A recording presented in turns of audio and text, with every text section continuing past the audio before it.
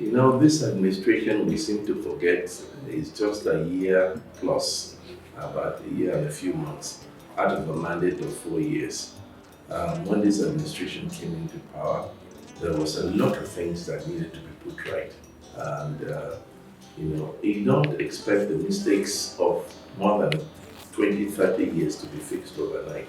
But I understand the yearnings of our people, I understand the demands, I understand the pressures, I understand the sufferings they're going through.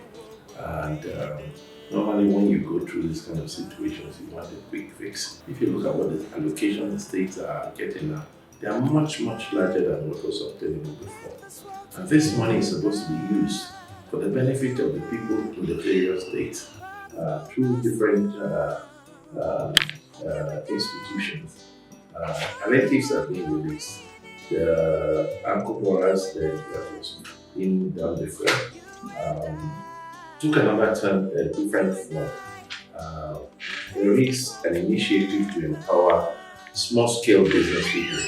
That's those that are into buying salon, hairdressing, and the likes. And we are getting about 50,000 per person to help their businesses. There are other platforms that have been created like that, also through the Ministry of Trade and Investment, to also debate the issue of hunger. Palliatives have been released to the states. Recently, rice was released, fertilizer was released to the various states. I think the problem we have is when it gets to the state, we need to monitor in each state. We are creating dams, about 2 dams per state minimum, to be able to create year-round irrigation for farming and make land available to the young people to encourage them to go into commercial farming. The new livestock ministry is also supposed to help to be able to get people involved in doing livestock. When I say livestock, it's not cows only, we're talking about sheep, goat. All these things are engaged to empower the people and to make the lives of people better. Infrastructure is improving. We're seeing works on the roads that are going on, especially in the Federal Capital Territory. You see new roads coming all over the place to make access and movement easier. We're seeing the issue of CNG buses that are coming into. This will crash private transport prices. The refinery in Port Harcourt is about to come on stream again. Again, this should help to lower the cost of fuel and also heavy gas. So all these things are coming and there are other platforms that are being brought in.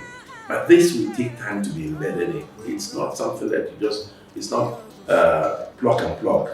It's something that takes time to develop and to gain. But I think Nigerians need to understand that the president is very sensitive. He's taking things and approaching it from a business model to help people to be able to develop themselves and not to rely on government. This is what the government is really after at this stage. We are aware of the recent launching of the coastal highway. We are aware of the various roads, for instance, Abuja to Makurdi to 9th Mile, and such roads all over the country.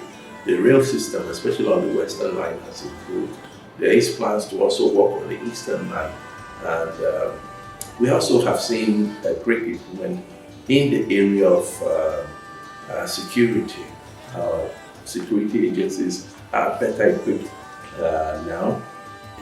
Protests generally do not end well, especially in the third world. The reason I say that is this: the protests may be well meant, they may be genuine, they may address key issues, but along the way there are opportunities that are waiting to seize this opportunity to create mayhem, to create destruction, and give the organizers, the genuine organizers of this protest, a bad name. These things do happen.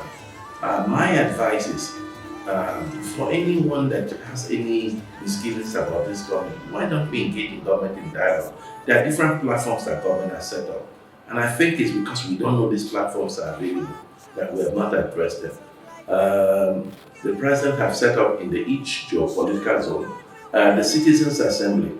The Citizens Assembly is supposed to put us in touch with the government, in touch with the grassroots. That is, the volunteers go to the grassroots to find out what the problems are, engage different people down to the ward level. talk to them, and take this information, take whatever they have learned from the grassroots back to the president. This is to help in policy formation and also in help in developing policies and things that we help the people generally. Secondly, I also think that this engagement also is taking place at different levels. In the office of the SGF, there's a platform that's been set up. It says, let's dialogue. This is to give access also to places like the SGF's office for you to air your misgivings, air your concerns. Constructive criticism is good. In every society, constructive criticism, not destructive behavior. So I would advise those that are thinking of the protest, sheath your swords, let us dialogue, let us talk to each other right now. And I think that's the position of government too. Government wants to engage in the protesters. But you see, who do you talk to when you don't know who is behind the protest? So I think whoever is organizing or masterminding the protest, let them come out, engage with the government. Let us call these people out. Let them talk to government. Tell us what's your concerns. Advise. If you were in President Bola Tinubu's shoes, what would you do? Advise him based on that. There's a lot that we can learn from each other and not go on the streets.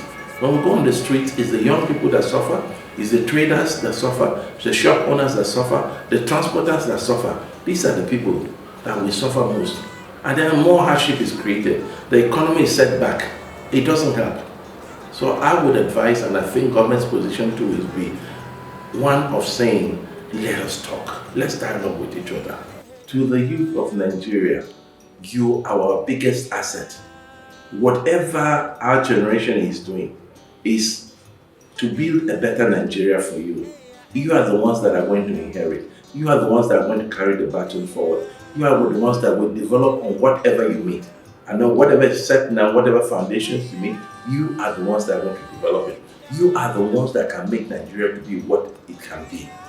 And this will not come about protest. This administration has engaged a lot of youths in there as ministers, as key advisors, as policy makers. They're there and they're doing very, very well. I think you two have a lot to contribute. I think maybe you can form an advisory board or advisory forum to advise government on what to do and how you see things from your perspective. Not go on the street. I don't think at this time I would advise anyone to go on the street. I would not tell my son to go on the street, to go and protest. Rather, I would say get involved in something meaningful. If there's no way for you to be able to do that, then try and create yourself. We have one problem as young people, as Nigerians, we rely too much on government. I've met some talented young people who have gone out and formed their own business and they're thriving. They're doing excellently. I'm amazed at the number of brilliant young people we have in this country who, when they put their constructive brain to good use, to productive use, they bring out the best. We have talented Nigerians. We have talented youths. And I think most of our youth are not set on destruction. It's only a few that are idle. And they say idle hands make the devil do the devil's work. So it's only a few that are idle that think about trying to say, let's do something destructive. But for most of our youth, they are brilliant. They're doing very well in different spheres. So my advice is, let's engage again and let's encourage ourselves. Let's use the forums that we have. There is the Bank of Agriculture, there is the Bank of Industry. There are various forums that we can enter into to be able to get financings for your project. So let's put together business models and use these opportunities to grow Nigeria together. This is not for government alone. Nigeria's development should not be for government alone. Nigeria's development should more be in the hands of the private sector. That is what I advocate for. And I think our young people have a lot to offer.